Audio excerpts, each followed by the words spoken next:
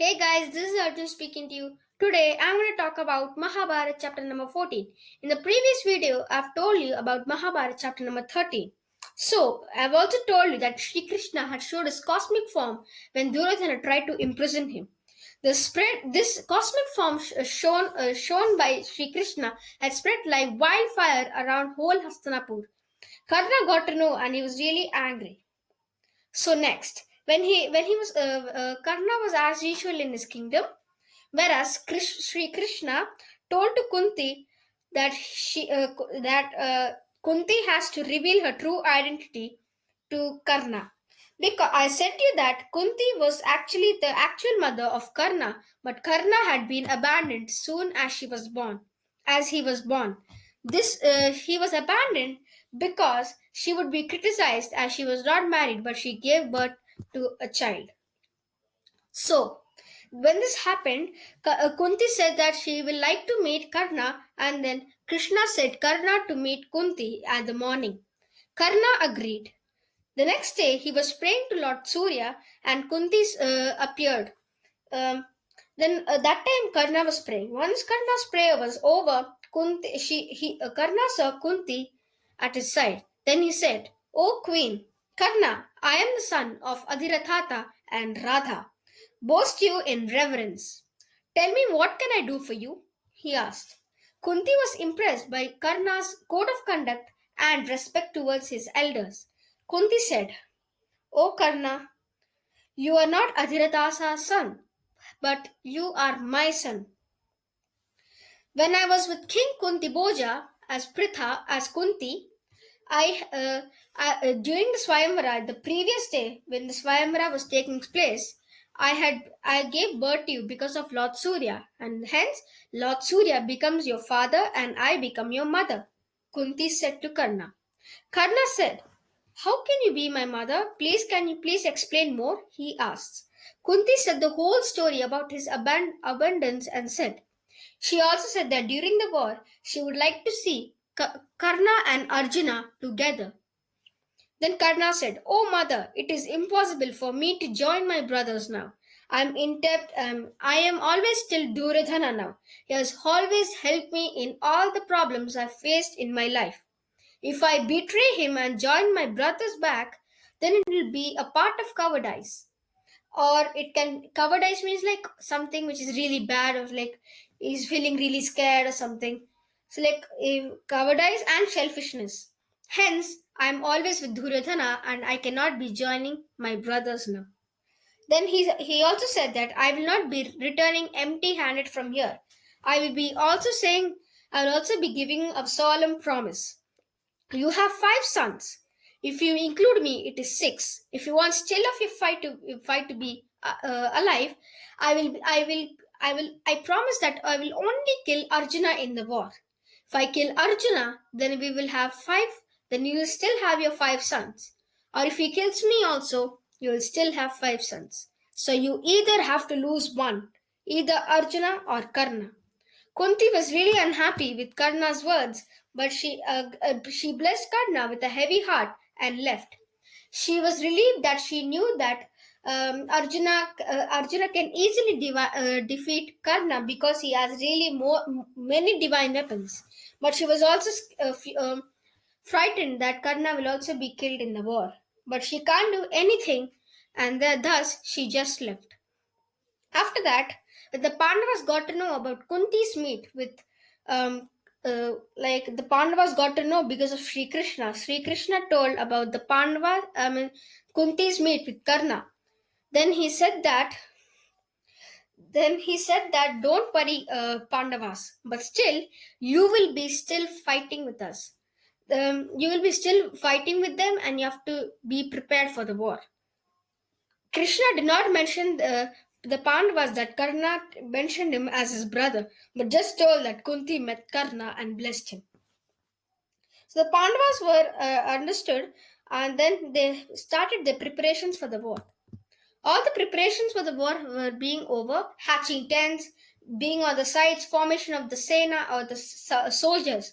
They were making all the preparations. Once it was over, they went for rest in the night.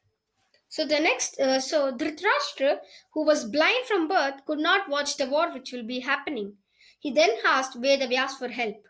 Then Vedavyas felt pity for Dhritarashtra and went to Dhritarashtra's trusted minister, who is Sanjaya, and blessed him with a divine eyesight. Using this eyesight, when Sanjaya and Dhritarashtra are in the kingdom, Sanjaya can use the divine eyesight and watch the war in the kingdom itself. Then he could say what is happening to Dhritarashtra. Dhritarashtra thanked Vedavyas. Vedavyas blessed him and left. So now it was the time for the war. The next day, so all of Krishna blew his conch. The Pandavas blew their conches, and even the Kauravas blew their conches. And then the Bhishma Pitamaha decided the rules for the war. He said, the war will be ending at every day at sunset. The war can extend on how many days it will be continuing. The next one, if anybody is injured or if anybody is unarmed, nobody will be attacking them. The next one, every warrior will be only fighting to his enemies. He will not be fighting with others. He also said. He said if even it applies for the soldiers. When the soldiers are supposed to fight with their soldier enemies. He also said another rule that when two warriors are fighting, nobody will be interrupting their fight. Bhishma Pitamaha said these rules aloud.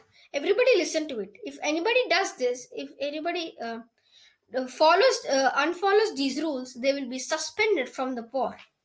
And it also it's like a following of adharma. Okay, the cry started of the war, and everyone started going for the war. So now, when they did this, the war started. Pandavas in the first day lost a lot of army. The war was still continuing, and Pandavas lost two great warriors, Uttar and Shwet. Uttar and Shwet died. Uttar died while saving Yudhishthir, and Shwet died from Duryodhana. This is so Shwet and Uttar are two sons of Virata, King Virata. So after this news felt like wildfire, even Virata, who participated in the war, was really furious and was really unhappy. So after some time, Arjuna did not even fight the war properly. Krishna wanted to know the reason and paused the war using his magical powers. Arjuna said that it was his family members who he was fighting against, and hence he could not even lift his bow. Krishna said that it is your job to fight as a Kshatriya. It is your job and it is your duty to fight a war for dharma. He also showed his cosmic form, which is known as Vishvarupa Sandarshana. He shows with Vishnu with several heads and many hands with different weapons and different heads. He also showed that all the Kaurava army are going inside Sri Krishna's mouth. Arjuna was surprised and got to know that Sri Krishna was none other than Lord Vishnu's avatar, and hence accepted and did whatever Sri Krishna guided during the war. The war soon continued. So after some time, after losing many soldiers on the each side, the war ended at the sunset. As soon as they returned, Duryodhana started blaming Bhishma Pitamaha for not fighting the war properly. He said that, "Oh Bhishma Pitamaha, you just love the Pandavas and hence you're not able to fight properly against them." He said. Bhishma Pitamaha replied that, "Oh Duryodhana, you and the Pandavas are my sons. It is tough to lift any weapons on you both," he said. Duryodhana was still really angry on Bhishma Pitamaha and wanted to suspend him out from the war. Bhishma Pitamaha said, "Okay, I will follow the rules. Tomorrow I will be using the most powerful weapon of the war, which is Narayanastra, and will use it on Pandavas.